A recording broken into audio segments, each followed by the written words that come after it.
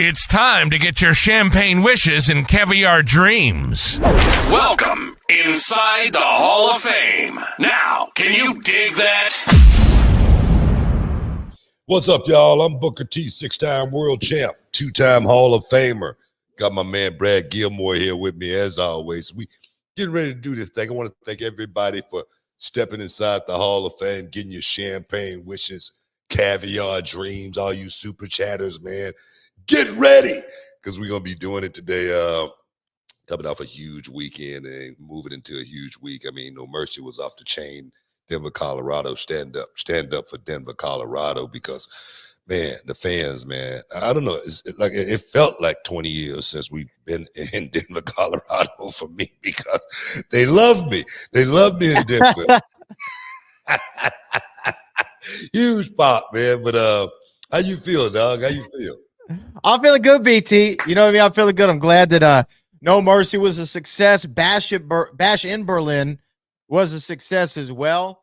You know, and for us, we have some big successes on the horizon. We have Gold Rush Reality Wrestling going down September 14th, which is a guaranteed sellout hanging from the rafters. And we also have the Sherry Martel Classic coming up at the end of the month, the last Sunday of the month. So you definitely want to go to realitywrestling.com and get your tickets and book. We do have cause to celebrate because a collaborator of yours and a friend of Reality Wrestling, Mattress Mac, is back home, I saw, and out of the hospital. You spent some time there over the last several days, and it looks like Mac is on the mend. So we're thankful to hear that, all of us in Houston. Thank God, man. Seriously, man. It's hell getting older, man. It's hell getting older. They say, man. I'm serious. You got to just stay on top of your game. But Mac seemed, even though, you know, he was down for a second, it still seemed like he was on top of his game because he checked himself in. Yeah, that's how you know you're good. When you do that right there, you say, okay, I'm at least I know what's happening. You know what I mean? So it's one of those type of deals. Seriously. Yeah, yeah, exactly. Like I'm taking it upon myself to do this. You know what I mean? It's like you know, like the people who really want help, like maybe like they're going through like rehab or something like that. They're the ones who go seek it themselves. Right? Yeah. Not the ones who have to be forced in there. It doesn't really work. Well, it's like me. You've heard me say it several times, man. As soon as you see me slipping, call Charmel. Tell him, look, take his ass out the game now. You know, bench him. You know, take his driver's license, you know, the keys and everything. I'm serious. Man. Hey, Book, we actually have a tough conversation to have right now because I called Charmel earlier today. But you would. I said, Charmel, Queen, did you hear him on NXT last night? Something is seriously wrong with this man. He needs our help. I had a great time last night on NXT, man. Stand up for greatness.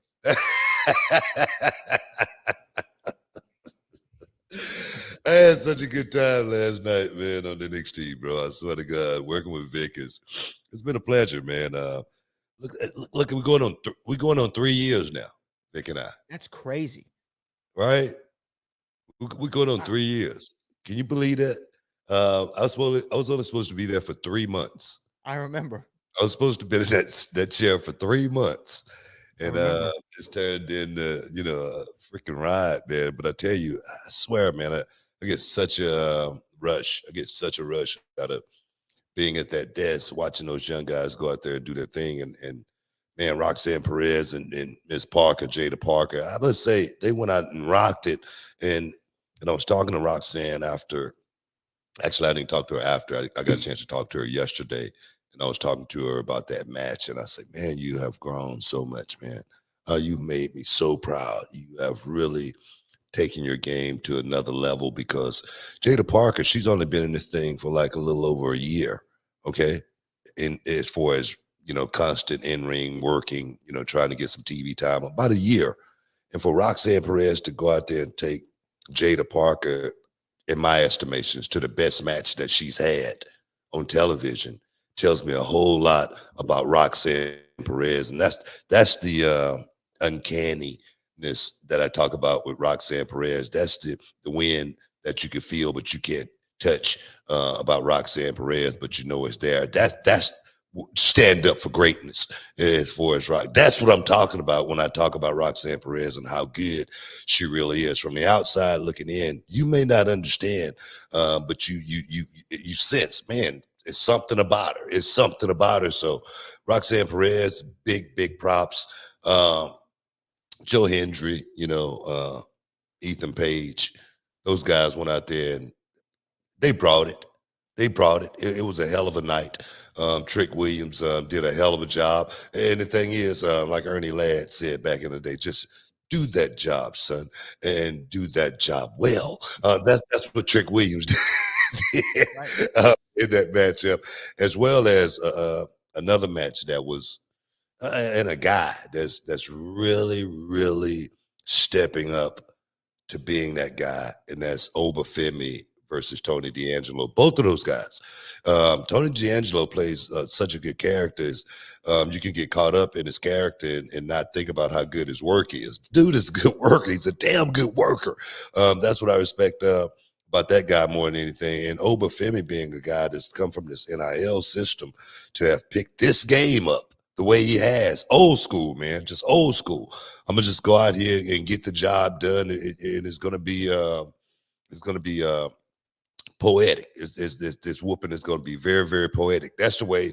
You don't have to have a whole lot of moves in this business to actually get over. It just has to be a poetic beatdown. That's the way I've always looked at it. So for Obafemi to have picked it up, the ruler of NXT, man, awesome night in Denver, Colorado, bro. Big ups to stand up, Denver, because you guys did a hell of a job.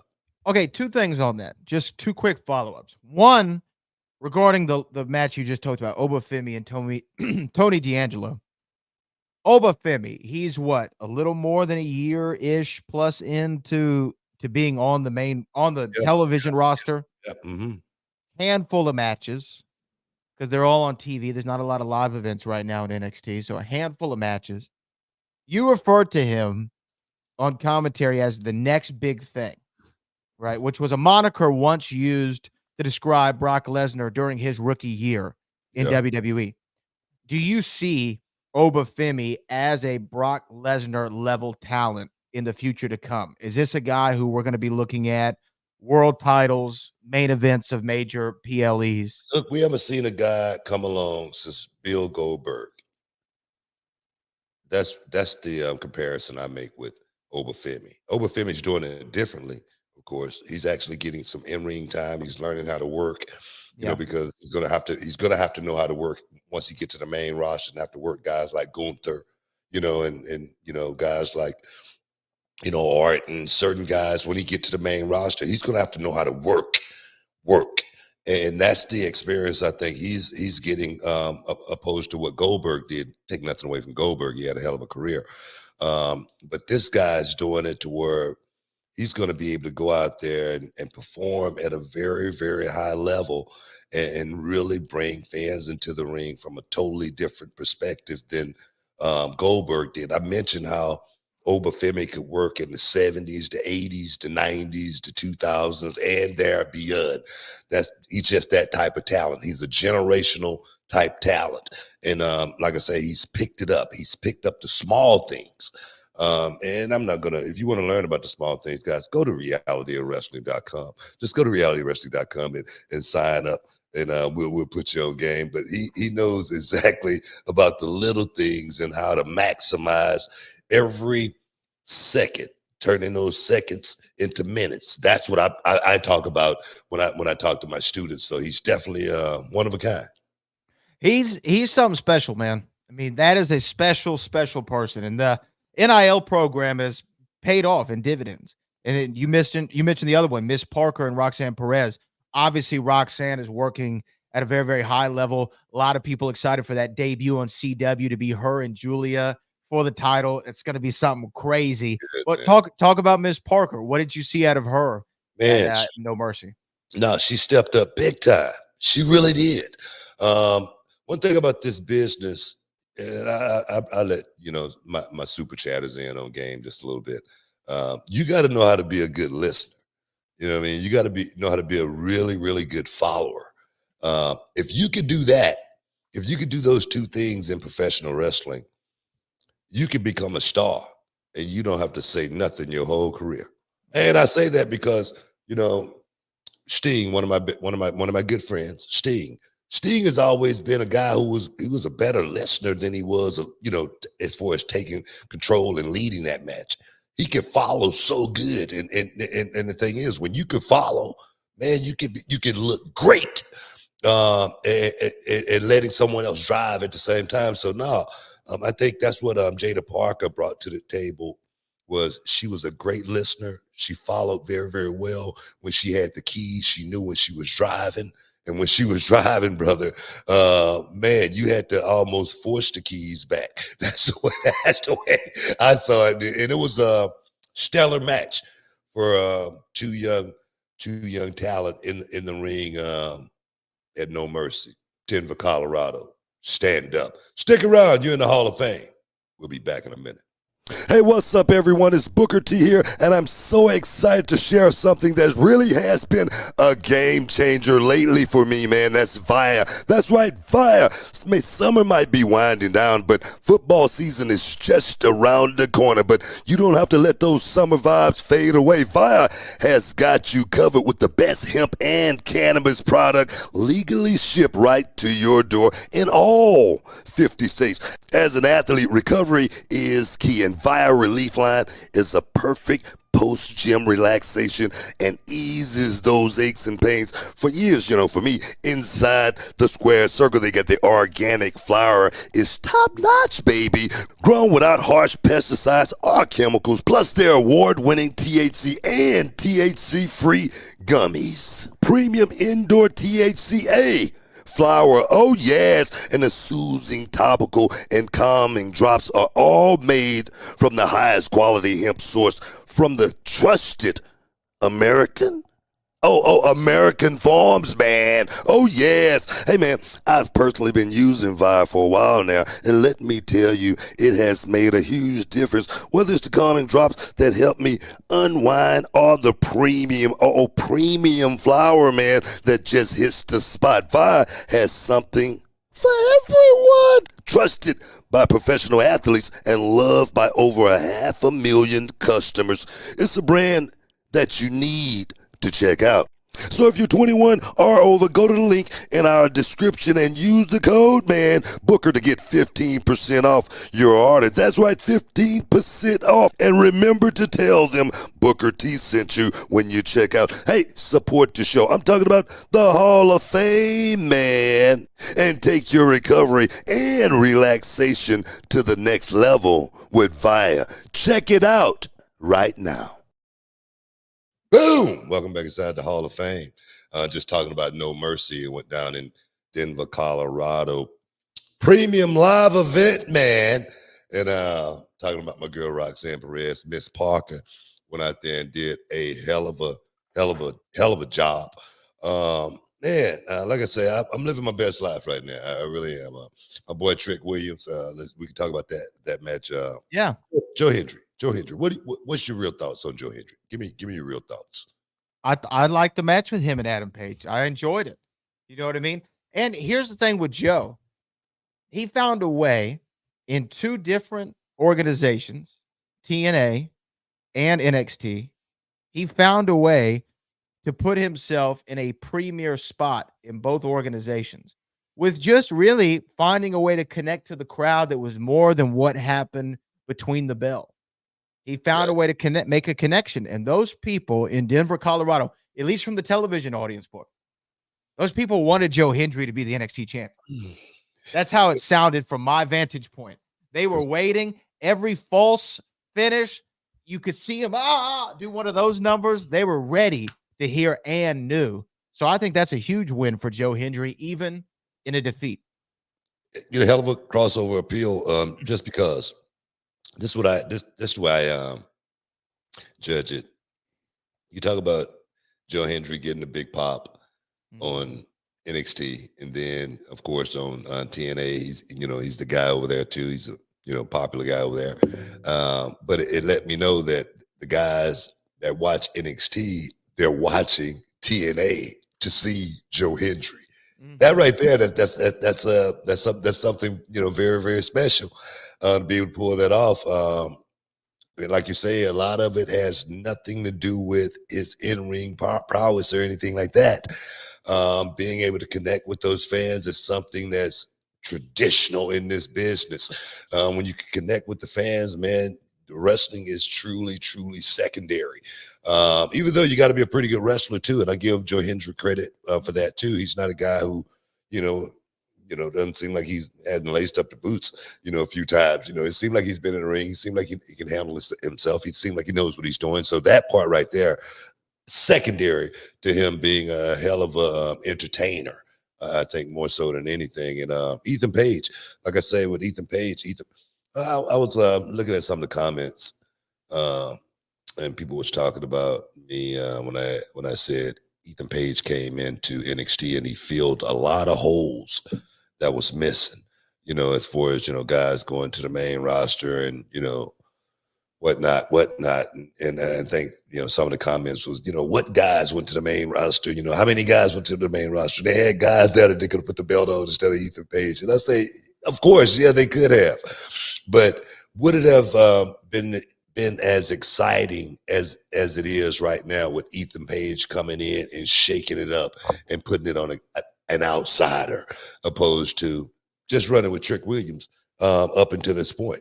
You think Trick Williams will still be, like I say, I think the people will still be behind Trick, but I think Trick is better fighting up instead of, fighting down. That's just me. The babyface has always been better chasing opposed to being the champion, as well as padding your stats. You win it one time, you lose it, you win it again, you win it again. That's the way I like seeing myself moving up the ladder and putting myself in position to being, a major player. I could be wrong.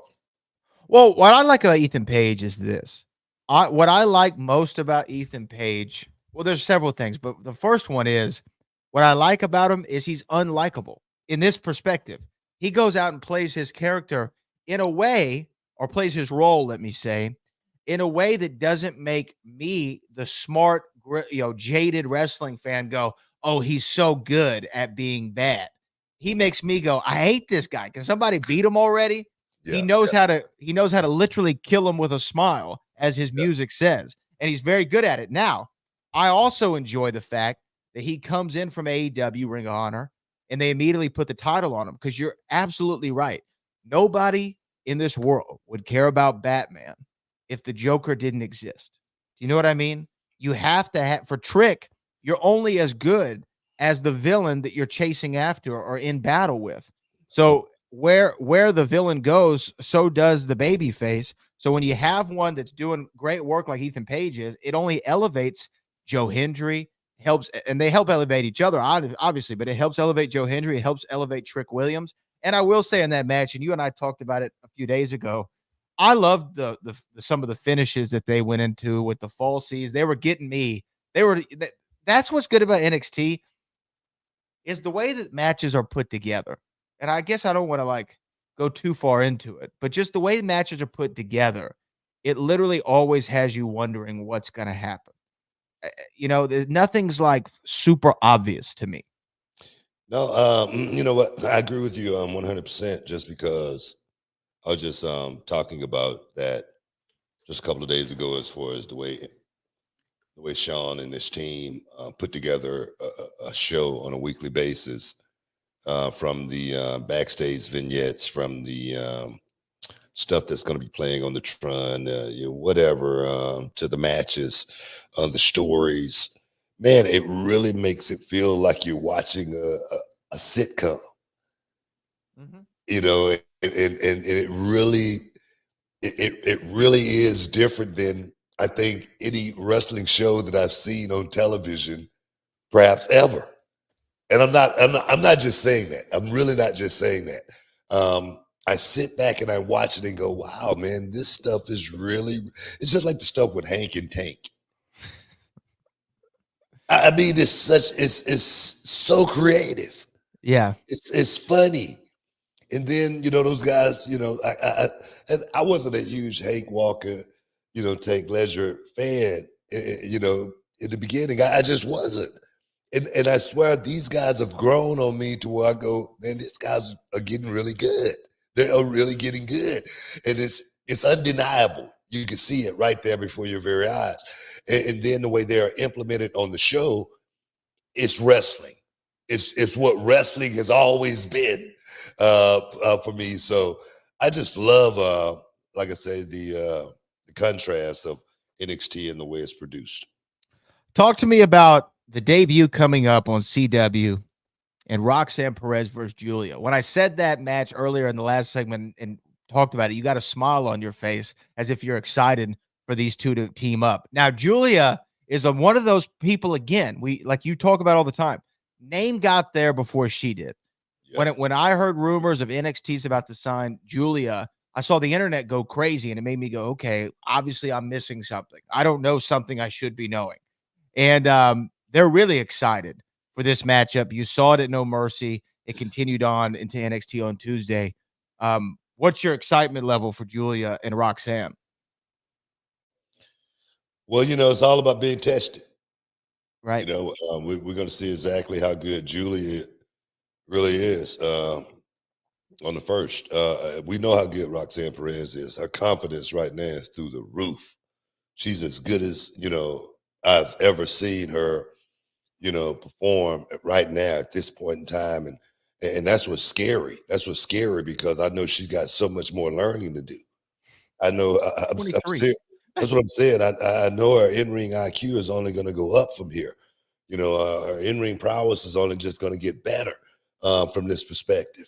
She works inside those parameters to where, she's, one step ahead all the time. So I don't know a whole lot about Julia.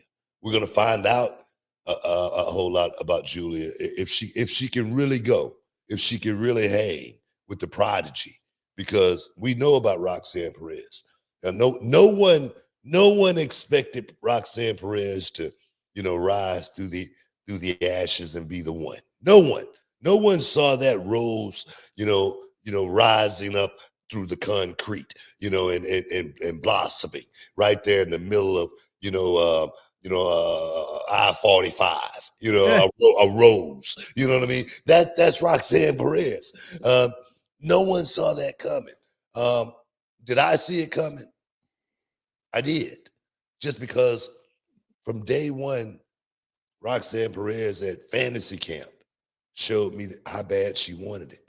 And then when she became a part of Reality of Wrestling, I was in awe of her talent and her work ethic. And then for her to make it to the next level so quick, to become ROH's first, women's champion, that right there is a statement in itself.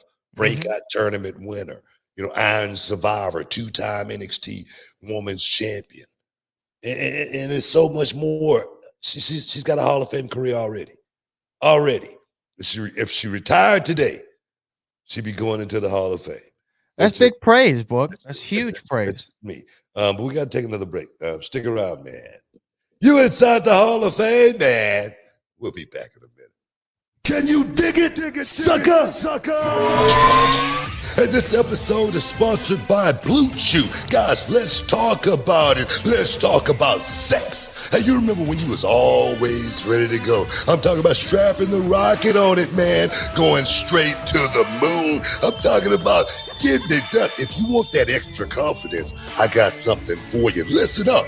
BlueChew.com. Blue Chew is a unique online service that delivers the same active ingredients as Viagra, Cialis, Levitra, but in a chewable tablet at the fraction of the cost. But the great thing, Book, is you can take it any time, day or night, so you can plan ahead or be ready whenever an opportunity arises. The process is simple. You sign up at BlueChew.com, consult with one of their licensed medical providers, and once you're approved, you'll receive your prescription within days. The best part, guys, it's all done online on the internet. So there's no doctor's visit, no awkward conversations, no waiting in line at a pharmacy or any of that.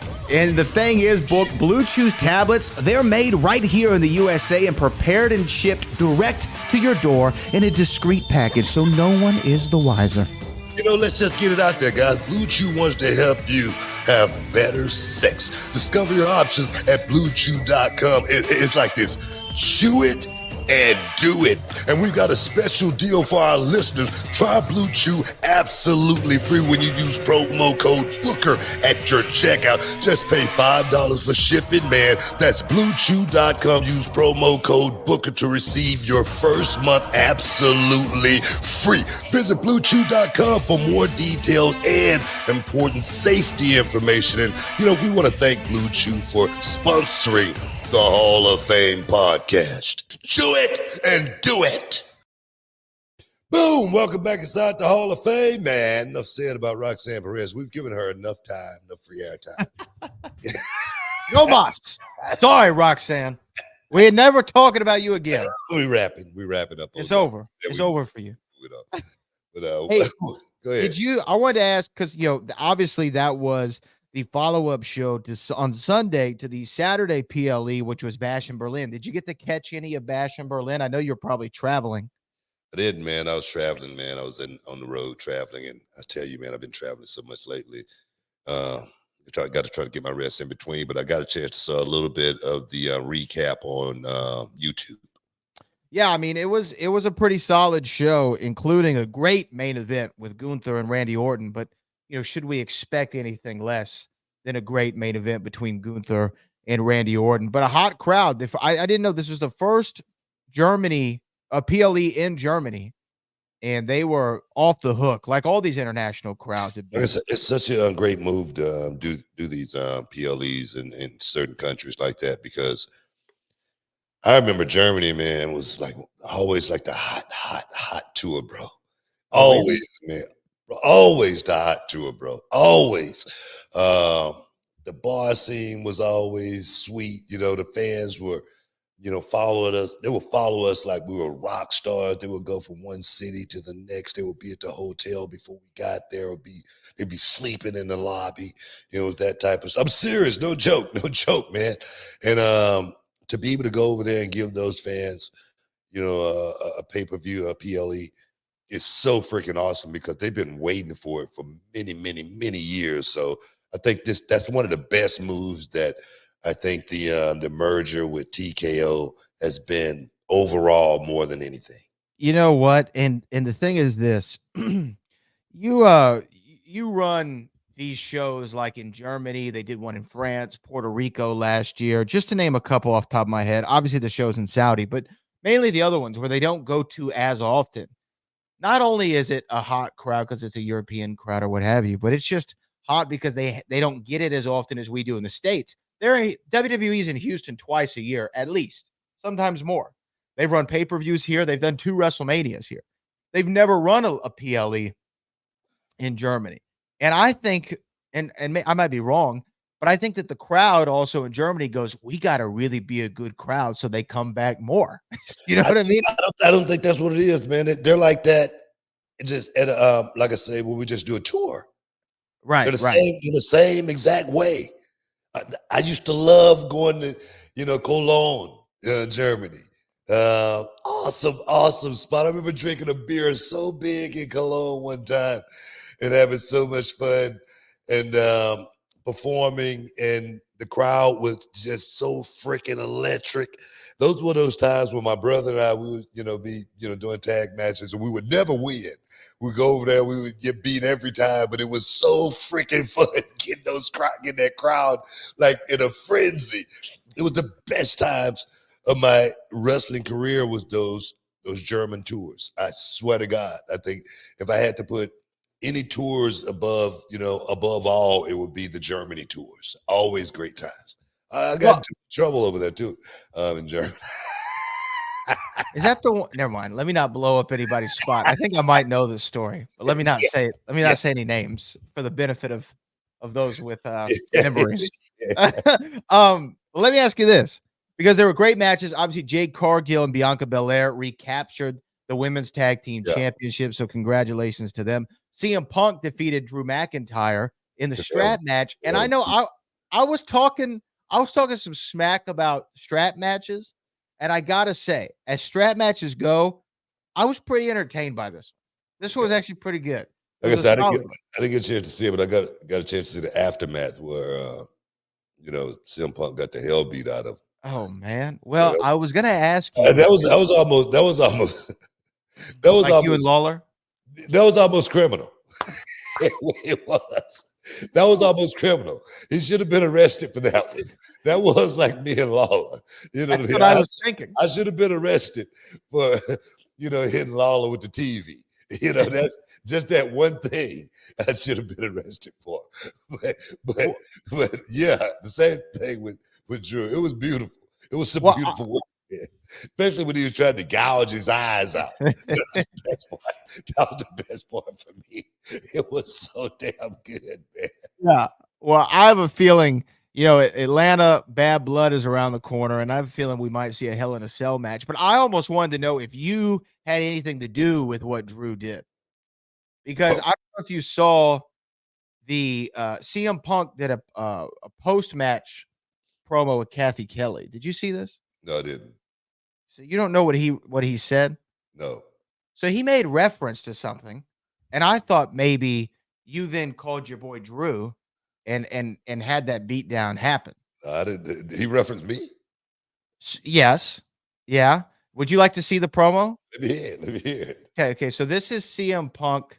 Let me pull this up. This is CM Punk post his win at Bash in Berlin. Kathy Kelly asked him what's next for him, and you'll hear what he said he wanted. And tell me if you think I think it's in reference to you. Me and Drew McIntyre. What's next for me is I'm going to take a long hot shower. I'm going to try to find some donuts, and I got myself a main event to watch because I'm very interested in the results. Gunther versus Randy Orton, and some people like to say may the best man win, but in this case, may the best man win because the better man is coming for you. I want the gold. I'm coming for you, sucker. Well, congratulations on tonight. So I thought that was in reference to you, and I thought maybe you called Drew and had that Drew, done. Drew may have saw that as well, right? Drew, I definitely saw it. So maybe Drew. Look, it's a lot of history, man. It's a lot of history between myself, Drew McIntyre, as well as CM Punk. That's a locker room story been going around for a long time. I don't want to make reference to it right here because it's locker room stuff, and I never really like to talk about locker room stuff on the air. I leave that stuff in the past. But Drew probably saw that, and he probably took offense to it and said, "Man, I'm gonna do something. I'm gonna do something." And Drew McIntyre popped off. We saw what happened. It was beautiful work. And the thing is, leave me out of this. Leave me out of it. I mean, I'm trying to be unbiased. I'm a analyst now. That's my job. That's my job. But I don't know why CM Punk did that. I don't know. Well, because I remember the thing is, I don't know why the internet didn't pick that up and blow it. Did the internet blow it up? They didn't blow it up to the extent that they had thought that they should have. The thing is, if I say something about CM Punk, they blow it up. Mm-hmm. But he mentioned me, in a reference. Yeah. Nobody says nothing. But no. I have no beef with CM Punk.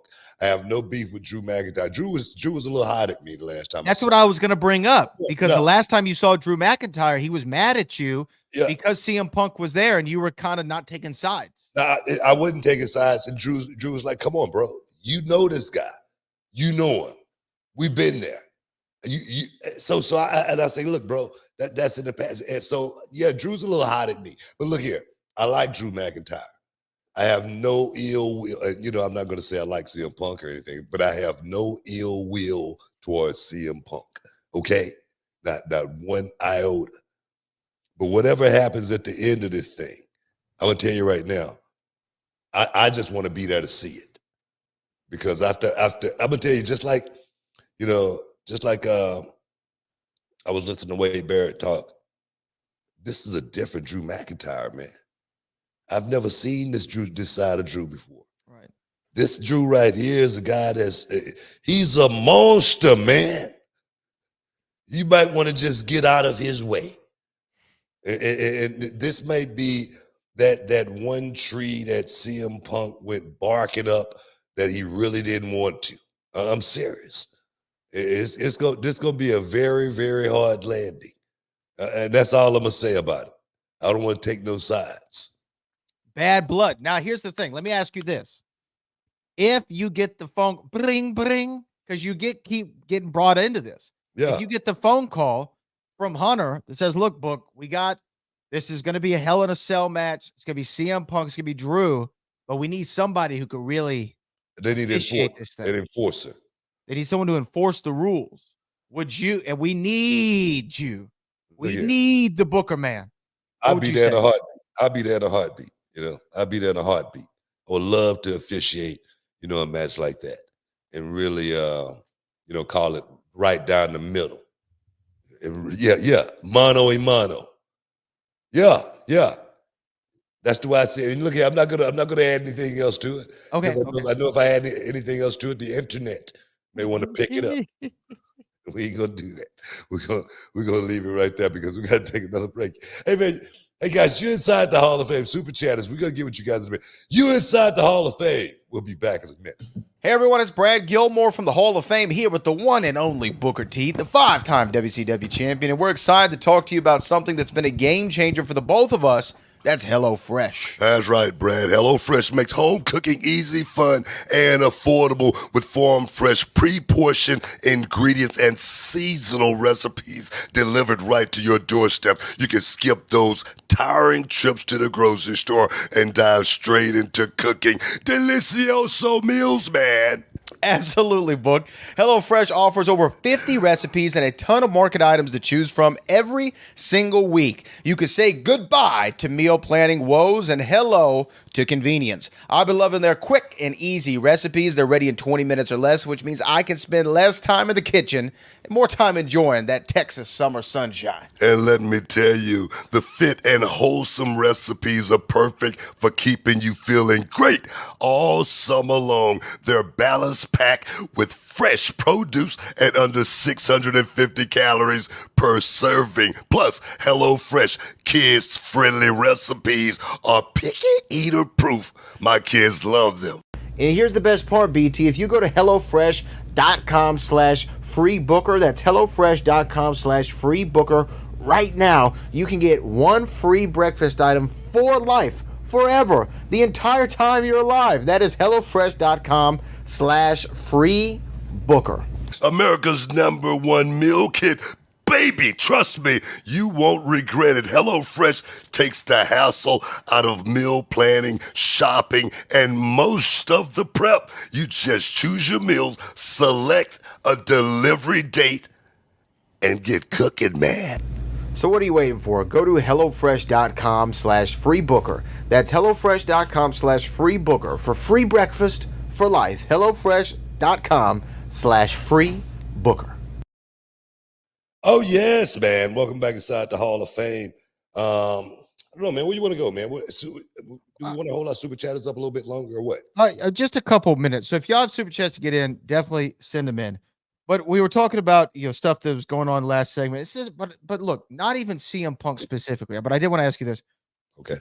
because he had a reference to you in a promo he had. There was a time where Big E started using "Can you dig it, sucker?" There was like a few of these instances have happened over the last several years. Joe Hendry wants to make you the president of his fan club. Things like this.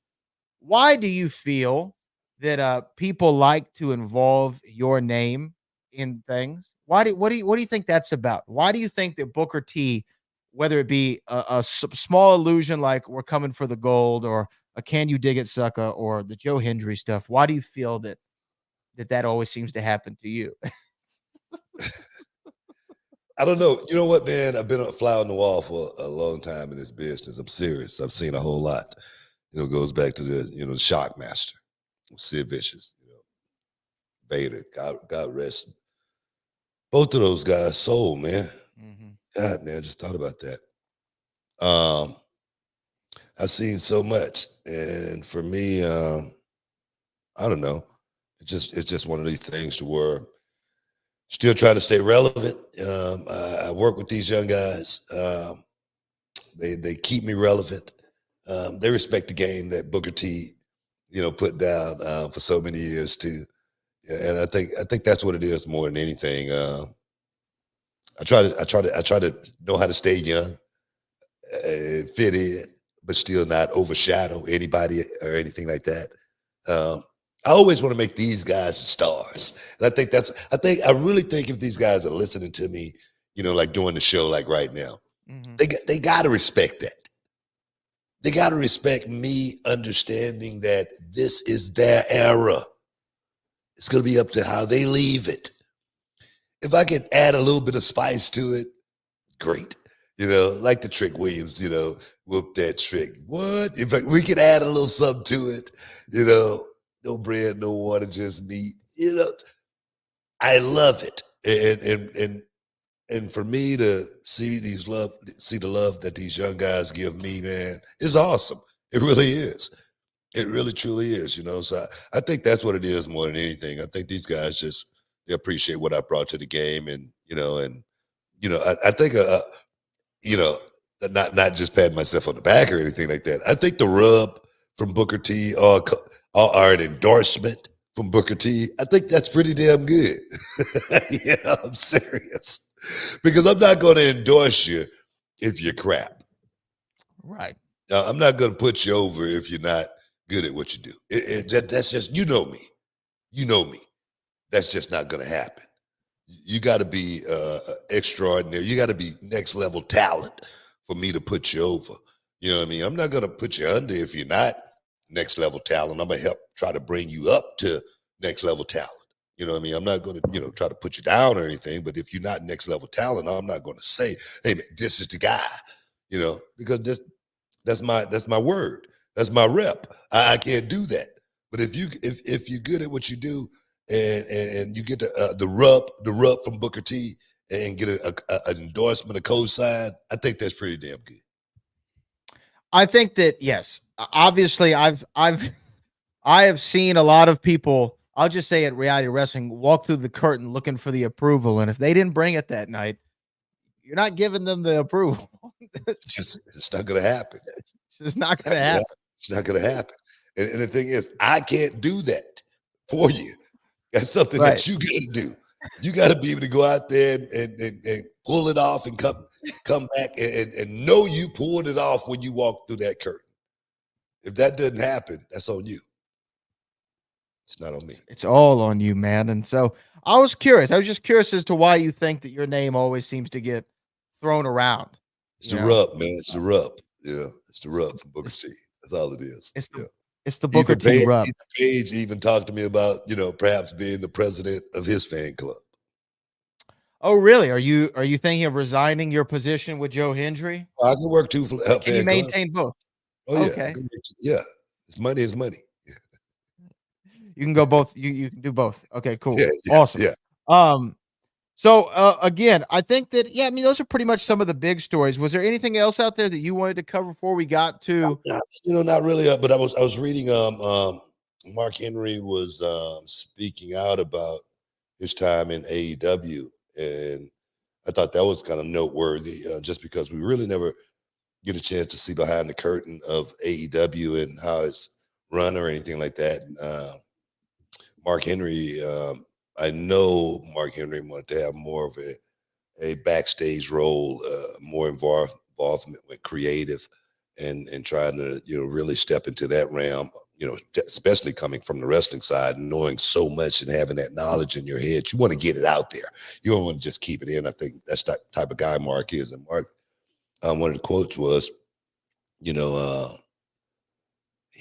when you, dealing with your tool bag, you're looking to tighten things up.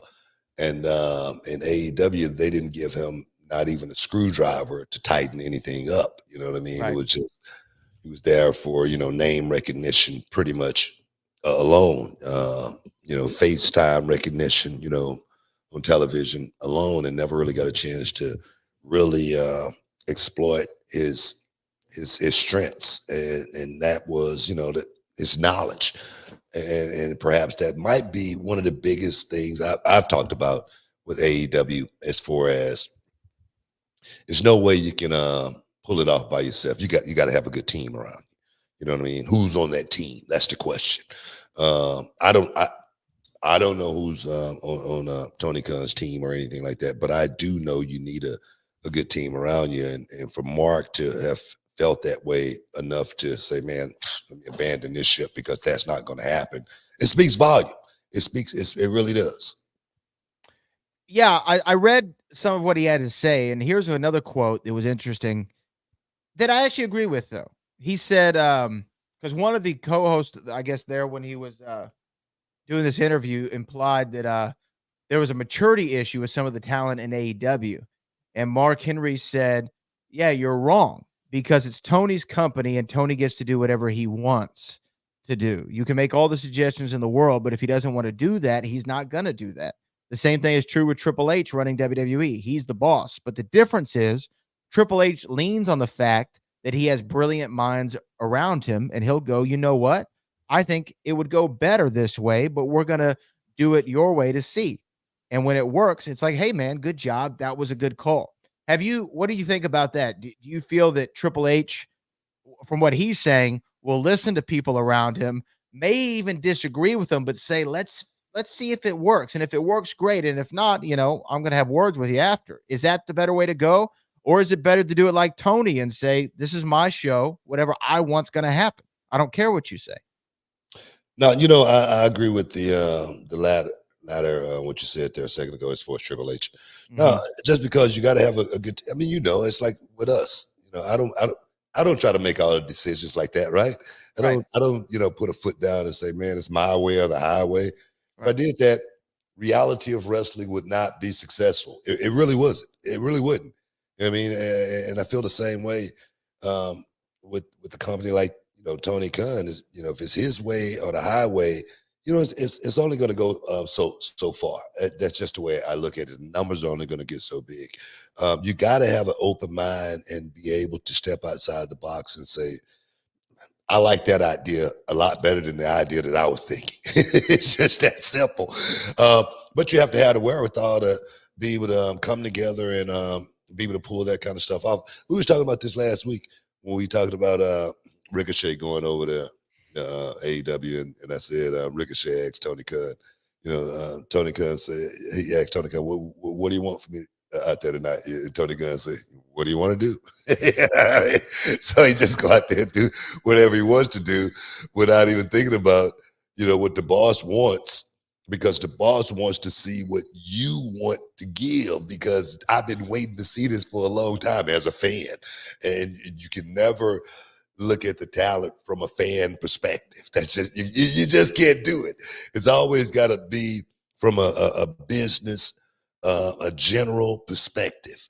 How are we going to structure this thing to maximize this next year with you and make you the biggest star we possibly can. I don't care about the match. I want to see how we can make you the biggest star we possibly can over this next year. It's no way I could possibly be thinking about how to do that with just you when I got 100 more guys to think about. That's why I need other guys. That's why I need a staff. That's why I need people to work with me. I could be wrong. But I don't think so on this one. I really don't. Yeah. Well, I know no, I mean, we do. Oh, We go do. ahead. Go ahead. We got 10 seconds. I was gonna say, I know we have to take a break, but there's another thing that I want to run by you with creatives and bosses when we come back on the other side of the break. Interesting words from the immortal one. Oh, stick around. We'll be back in a minute then. Can you dig it, sucker? All right, everyone, it's Booker T and Brad Gilmore here, and we've got something exciting for all you sports, comedy, music, and theater fans out there. We're talking about Game Time, the fastest, easiest way to get your hands on tickets to your favorite events. That's right, Book. We love all those spontaneous, unforgettable moments, and Game Time is here to make them happen. Whether it's a last-minute decision to see a game or a sudden urge to catch a live show, Game Time has got you covered, giving fans access to tickets even at the last minute in over 60 cities across the United States and Canada. And guys, this ain't about getting in. This is about getting the best seats in the house. With Game Time, you can see images of your seat before you buy it. So no surprises there, guys. You can score tickets swiftly. Skip the line, guys. Just dive straight into the moment.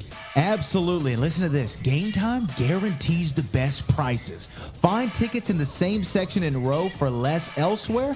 Game Time will give you a credit of 110% of the difference. So there's no reason to wait, Book. So whether it's the thrill of the game, the laughter of the comedy, the rhythm of the music, or the drama of the theater, guys, don't let the opportunity skip by. Choose Game Time. Grab your tickets and just enjoy the moment. Live should be spontaneous, Book. So guys, don't miss out. Check out Game Time now on their app or at gametime.co. That's gametime.co. Take the guesswork out of buying tickets with Game Time. Just download the Game Time app, create an account, and use the code BOOKER for $20 off your first purchase. Terms apply. Lowest price. Guaranteed. Oh, yes. Welcome back inside the Hall of Fame. We're just chopping it up, talking a little something about this business. And you say you had something that you want. What is it? What is it? So okay. Let's just roll the clocks back just a little bit. Several weeks ago, we were talking about who killed WCW, right? Yeah. You remember the documentary? There's a 4-part documentary that came out on Vice. Mhm. $7 Productions was a part of it. Yeah. And the Dark Side of the Ring guys. We were talking about it. You were interviewed there. There were several topics that came up. One of them that we spent some considerable time on was Hulk Hogan and his use of the creative control clause in his contract, right? Mhm. He said that, this is something that has obviously has been talked about a lot, right? In his creative control is being able to utilize it and had the whole quote of "that doesn't work for me, brother," and things like that. You remember all this. Yeah. So from our conversations and from conversations of plenty, people have always discussed, hey, man, Hogan changed this finish or changed that finish. We talked extensively about Bash at the Beach 2000. What happened on that night? Okay. So I saw a couple days ago, Hulk Hogan was a guest on Logan Paul's podcast, Impulsive, right? Logan Paul, obviously known for his internet personality, has a great podcast. They have a lot of great people on there. I tune in occasionally. So I saw Hogan was going to be on there. So I was like, oh, okay, let me hear what Hogan has to say. So I'm listening to Hogan. And the topic of creative control comes up to Hogan. And especially when he became the third man with the NWO.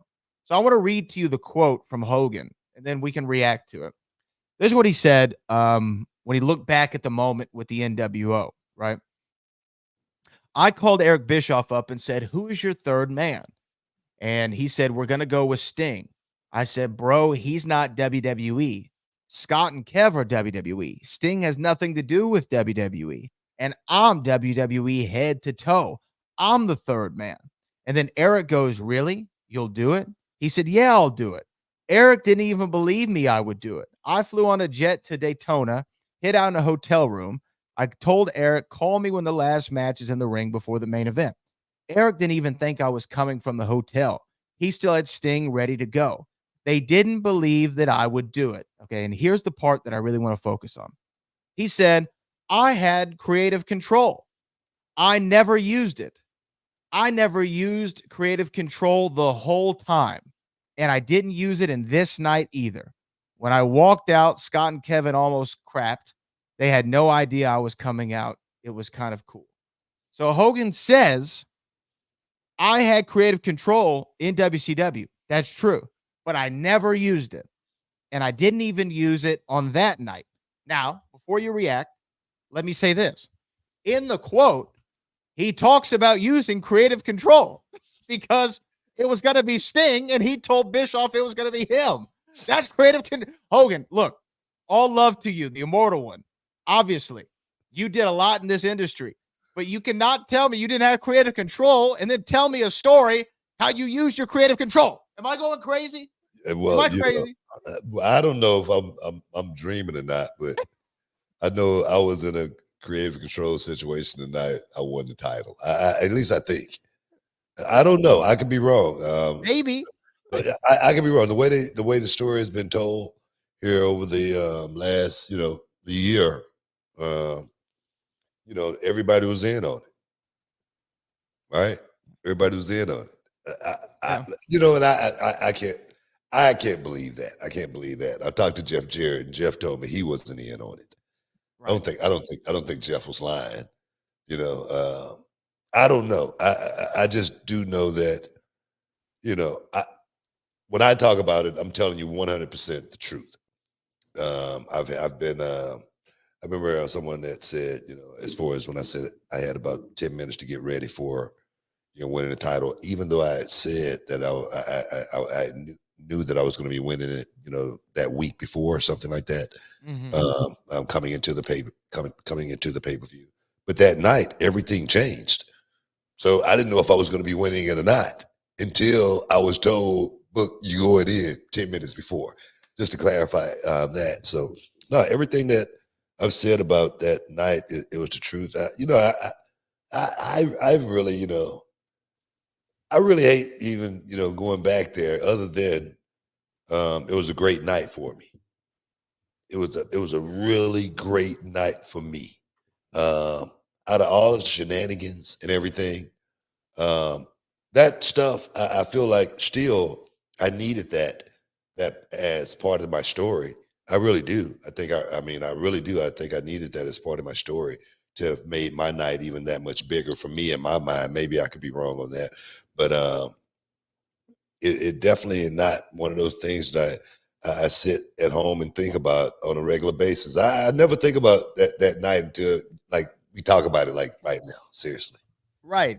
And to me, I don't know. Like, again, I'm not trying to come down on the Hulkster, but come on, man. Like, you can't say you never used the creative. Then why'd you have it? Well, that's why I say, man, when you're getting older, you might want to get taken out of the game from doing interviews and stuff, because you could say certain things that it could be, contradicted. It could be fact checked, stuff like that. So it's like, I don't know. Getting old sucks, I'm serious, so I think that's it more than anything with a lot of these older guys going out there doing interviews. Now, and the other thing is too, somebody could really easily clear this up, and that's Kevin Nash. I just wonder if Kevin knew Hogan was coming to the ring that night. Look, man, I'm gonna tell you right now, ain't no way I believe that story. Okay, thank you. I mean, it's completely. Oh no, I'm made up. I'm just sitting here. I'm just letting you know right now. There's no way I believe that story. that is as bogus as I could ever, say a story. That's come on, bro. You know what? Come on. Maybe he's shooting. Maybe maybe he's working a little bit, working an angle. Yeah, maybe he's working shoot. You know what? That's also the ultimate wrestler excuse too. It's like, oh no, brother, I was just working, brother.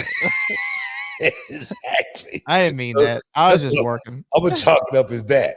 You know what I mean? He just might be working, man. So shoot. Don't blow the man's. Look, don't blow his cover. Don't blow his cover. I'm not trying to blow his cover, but come on, man. I don't believe any of that. He also one time said that he didn't know Andre was going to put him over in WrestleMania 3.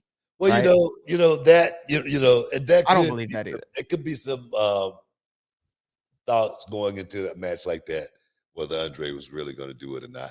I could see that. Hey, that's a question. Did you ever run into Andre? Because he passed in '94. I met Andre at a show here that they did at the Summit, which is Lakewood Church, and I got a chance to meet him. And I think Barbarian had got my brother and I backstage and whatnot, and I got a chance to like put my hand up against Andre the Giant's hand, and his hand was like so much bigger than mine. Man, it was cool. That's the only time I got a chance to meet Andre, with that one time at the Summit. Yeah. Dude, Was it kind of otherworldly? Like when you were walking up on him, you're like, "Oh my gosh, that's Andre the Giant." It wasn't like that. It was just I knew who it was, and it was I was shocked and in awe, and I've really never been like that way about wrestlers or anything like that. But this was Andre the Giant, you know, and this was like the guy, you know what I mean, and to get a chance to meet Andre for me was otherworldly. I never saw myself meeting Andre the Giant as a kid, and it was an awesome moment. He was. The thing is, you remember when somebody's nice to you. Right. That's what I remember about Andre more than anything. He was a cool dude. Yeah. So did y'all have like a little conversation, or was it just like, hey, how are you doing? It was just a short, brief, thing, and a handshake and whatnot. And I was like, wow, man, look how big his hands is. And I was like, let me see, put my hand up to his, and he, obliged, and it was just one of those moments. Oh man, that's awesome. Yeah, That's awesome because I mean, again, that's Andre the Giant. That's not. It's yeah. not even another wrestler. It's Yeah. it's an icon, like a pop culture icon. It's a moment you'll remember for the rest of your life, and that's the one moment, the one time I got a chance to meet Andre the Giant. Wouldn't you be like nervous working somebody like Andre? Oh man, I wouldn't. It's like Big Show. It's like Big Show. Big Show is the same way, man. I mean, you got to give Big Show his props, and I tell you, Yeah. man, he was a monster. He really was a true giant in the ring, and just trying to move him around was a work. So for me, I just tried to work around Big Show. I didn't try to move him around at all. You know what I mean? Get up. I'm not going to pick him up. But hey, man, we gotta dip out for a second. Guys, stick around. You're in the Hall of Fame, man. We'll be back in a minute. Hey, y'all, Booker T here alongside with my main man, Brad Gilmore. And today we're talking about something that could really change the game when it comes to how you get paid. That's right, Booker, because let's face it, life doesn't just happen every 2 weeks. So why wait for a payday? With Earn In, the money you've earned already can be in your hands today. Earn In is this incredible app that lets you access your pay as you earn it. We're talking about up to $100 per day and up to $750 each pay period. All you got to do is download the Earn In app, verify your paycheck, and boom, you can access up to $100 a day as you work. And the cool part, you just leave an optional tip, and any money you access plus the tip gets repaid when your next paycheck rolls in. Brad, I'm always talking about staying ready so you don't have to get ready, right? Imagine having that extra cash for that surprise date night, or maybe when you have to take the furry little friend to the vet unexpectedly.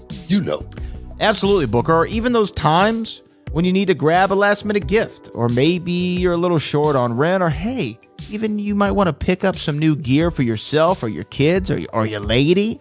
Folks, make Earn In part of your financial playbook. Join over 3.5 million customers who are finding financial stability and peace of mind thanks to Earn In. So don't wait around for a payday. Get your money when you need it and take control of your finances. Download Earn In today and experience what it's like to access pay on your terms. Get started with Earn In now and join the millions who are getting their pay their way. It's time to earn in, not just earn. Check it out, man. Boom. Welcome back inside the Hall of Fame. Do we still got anything we want to talk about as far as that last issue? No. But come on, man. Nah, Who man. you fooling? You know what I mean? One thing I always say when you hear wrestlers tell a story, it seems like the stories they get bigger and bigger every year. You know, like going fishing. You know, you catch that big fish, it get bigger and bigger. It was 2 pounds, and then next thing at the end of the story, by the time you get old, it was a 15 pounder. You know what I mean? Let me ask you this though. I mean, just to shoot him some bail, him being the immortal one. Was there ever a time in your career that you walked out of the curtain thinking one thing was either the finish or supposed to happen after the match, and then you were surprised at what ended up occurring? Like it got changed and no one told you, or there was a surprise run in. Did that ever happen that you can remember at least? No. No, never. In all my years, no, that's never happened. That's pretty incredible because I'm sure there's been a time or two in the business where something changed during a match, I'm sure. or a finish is changed during a match. Yeah. Um, Not a world title though. not a world title, but I do remember even at reality wrestling one time, somebody in the back, I don't know who it was, had a walkie-talkie, was talking to somebody, and things got changed. I don't know how it happened, but sometimes those things happen. Sure. Yeah. But I always think that as the talent, if somebody's running in, or you think you're going over and then something changes, I feel like you would know the plan going out there, right? Like, Well, I think all the guys who need to know is going to know. great point. Let's just say that. Now, that's another question. Was there ever a time where you would say you knew something was happening, right? Say you were winning the title, and they said, "Hey, Book, you're winning the title. We don't want anybody to know. Keep on low." Is that one of the things where do you have to? I don't know if this is the right way to put it. Do you have to work the locker room in a sense of if you're in the match and they're like, "Hey, Book, so what's going over tonight? Are you going over, or what's going on?" Yeah, that's never been a question really, from like one of the boys. As far as, and I've won 35 championships, from, WCW television championship, tag team championships, all the way up to, WWE stuff. And that's never been a question, if I was going to win or I don't know. It's just for me, I kept my business, and I let other people, do their thing.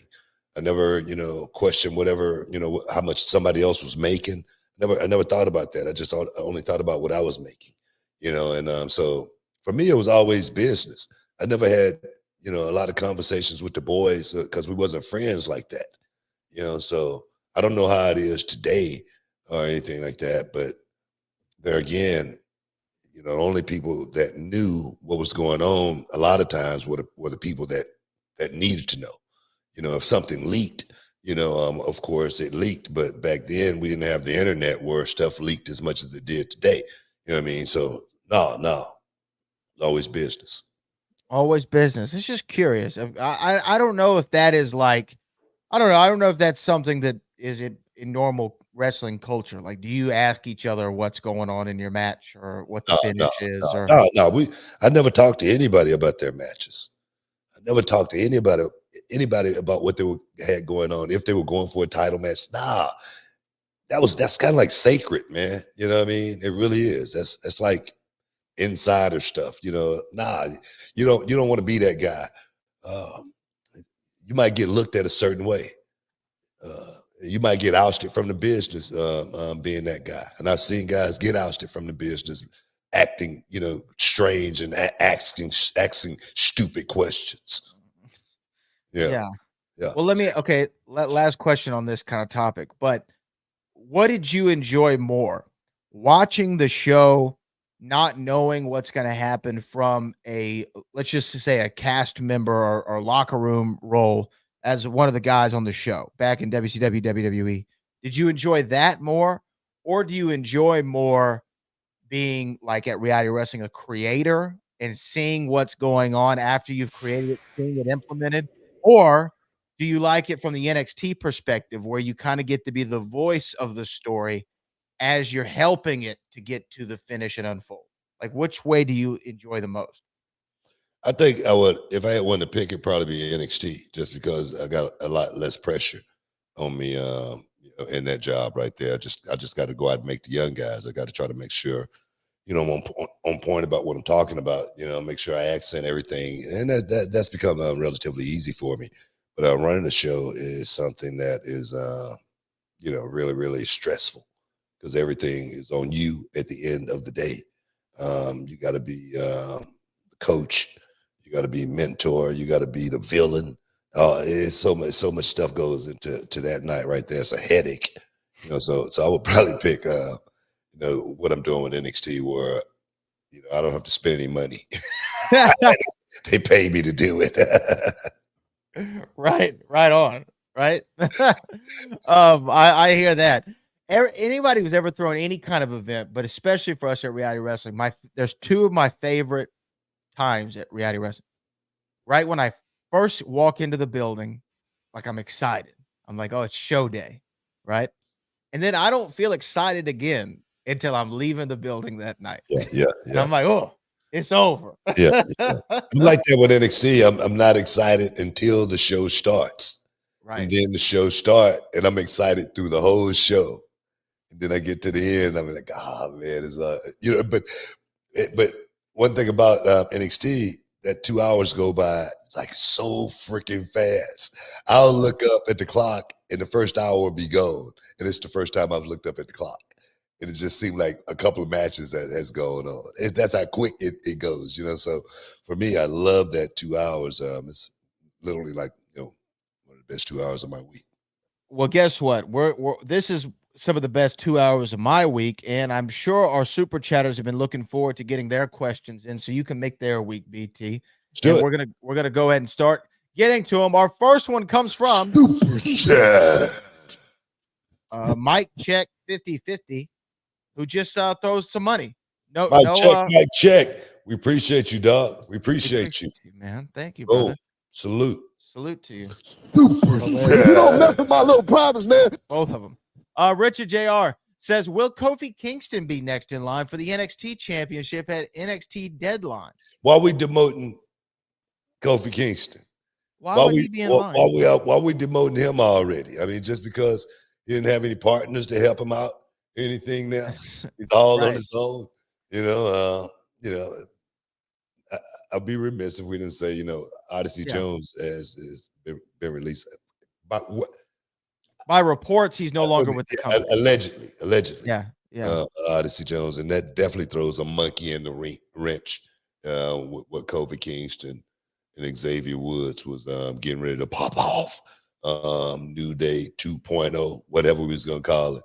But yeah, man, I don't know. I don't know what's next for Kofi Kingston, but one thing I do know about Kofi Kingston, how many years now? He's a vet. He's been what we call a survivor in this business. He's been able to figure it out and to last in the business as long as Kofi has been around, man. He's doing something right. So I don't know, whatever Kofi does, I'm sure it's going to be a pretty soft landing. Yeah, I mean, obviously, real life happens, and let's be clear. There's all kinds of allegations out there and rumors about what's going on with Odyssey Jones and what the reasoning is. I don't think anything's been confirmed as of now that I've read. So I think when it becomes confirmed, obviously we'll speak on that situation. But I think it'd be irresponsible just to throw some out there without having any clear evidence of it. This next one comes from John JID 999. Thoughts on Julia's debut in NXT? She looked good. She looked great. I mean, great. She plays the part very well. Just to walk to the ring tells you a whole lot, man. As far as if we're looking at a star or not, she's definitely got star appeal. Just making that walk, I was like, man, she looks good. She looked poised, composed. She looks like a star, baby. Oh yeah, now she's stepping in the ring with the Prodigy. But hell of a debut. I want to see exactly how good Julia is in the ring, and she's going to pass the smell test. And she's going to, not be what we call a here today and gone tomorrow. A flash in the pan, a fly by night, all of that stuff. So, and the thing is, we're going to find out very, very quickly, very, very quickly, because she's in the ring with none other than truly one of the best out there right now. And I know I keep giving Roxanne props. I said I wasn't going to give her any more props. No more. No more. Since you brought it up, Julia is going to be exposed. Hey, man, stick around. You're in the Hall of Fame.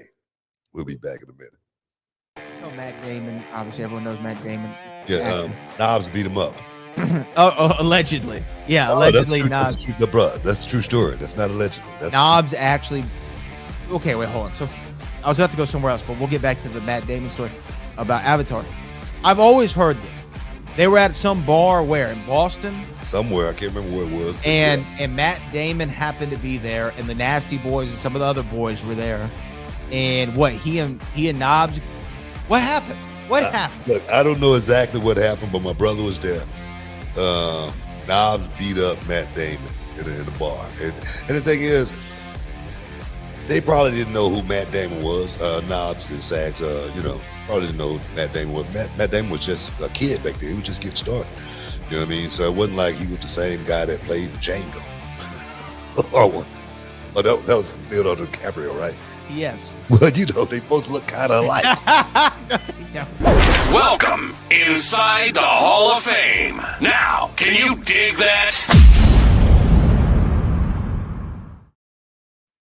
Welcome back inside the Hall of Fame. Oh, man, that's never gets old. It never gets old. Let's keep it rolling, man. Oh, that never gets old. Let's go to our next one. Our next one comes from Callie Toenail. Give us some Roni, brother. Oh, yeah. Callie Toenail says, not sure who Julia is, but when she walked out on Roxanne, I saw a look in the prodigy's eyes I've never seen before. What do you think she was thinking? This is a highlight moment.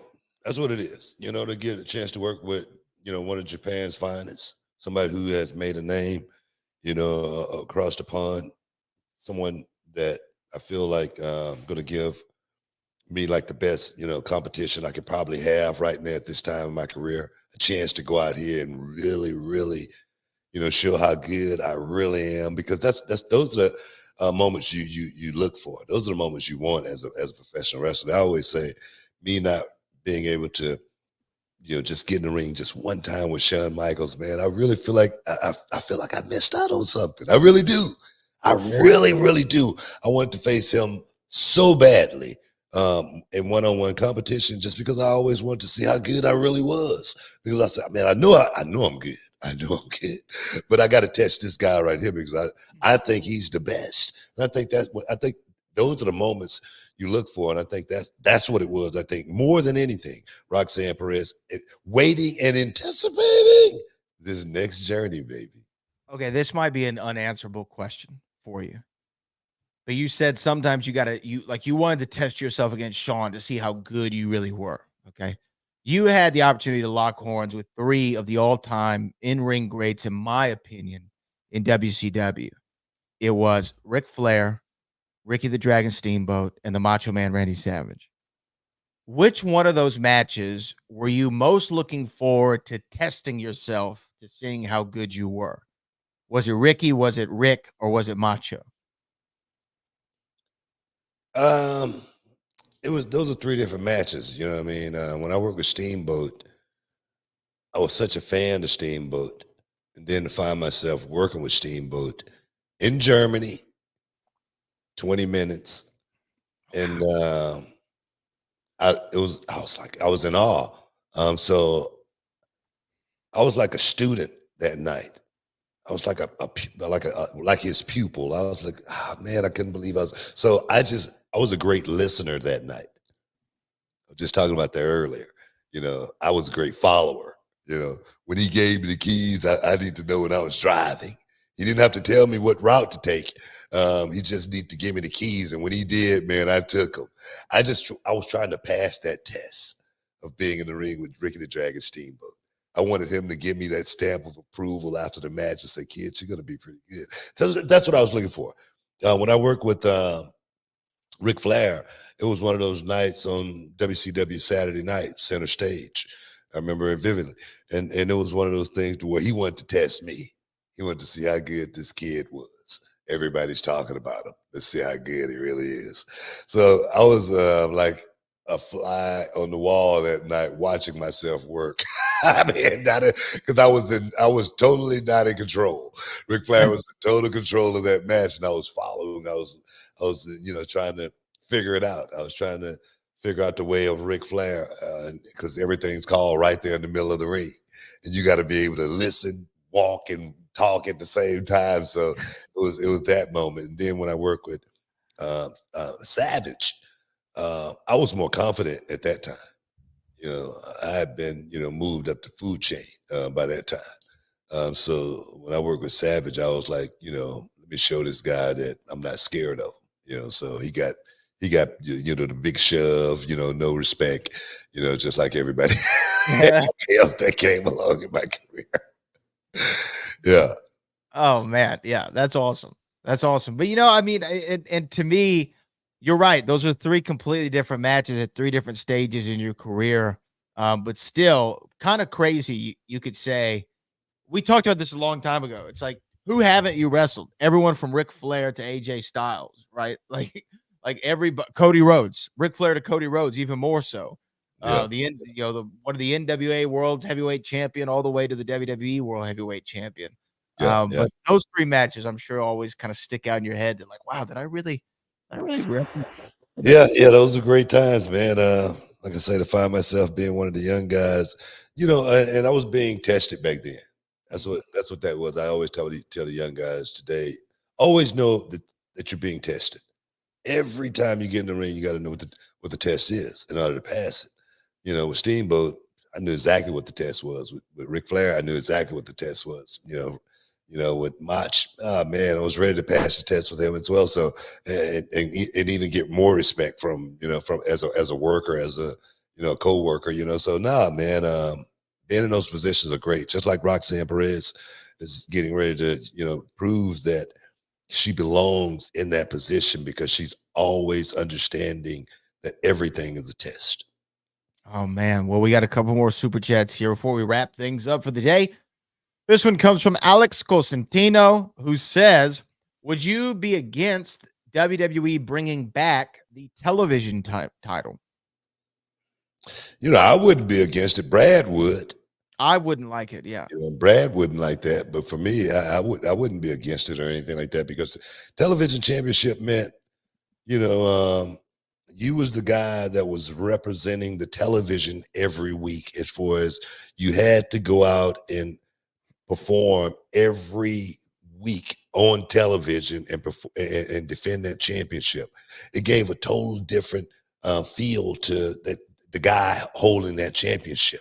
He had to be battle tested holding that championship, and that's what I loved about the television championship more than anything.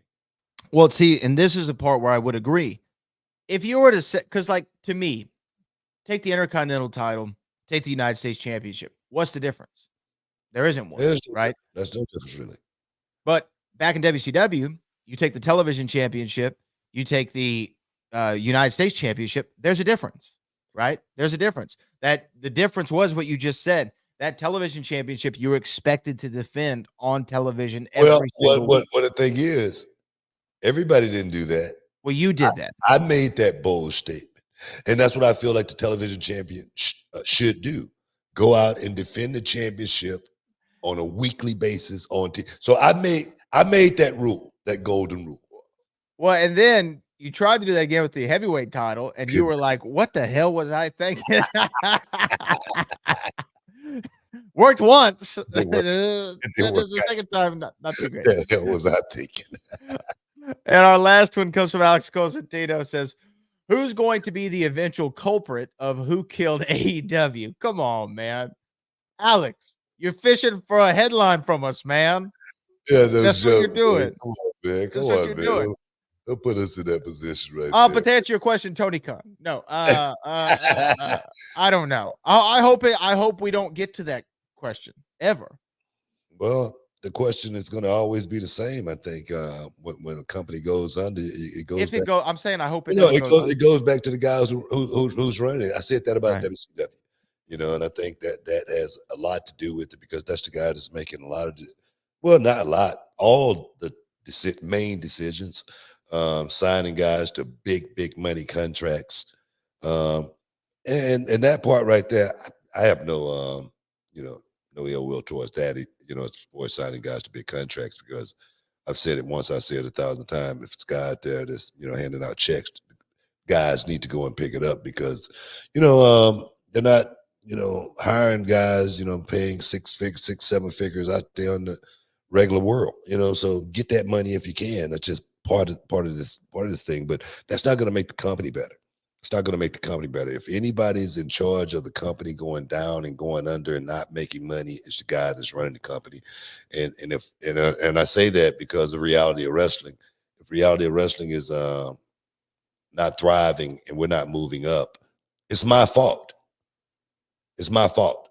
I'm not doing something right, and I need to pull the plug. That's what I would be thinking. It's true. I think that heavy is the head that wears the crown. It always goes back.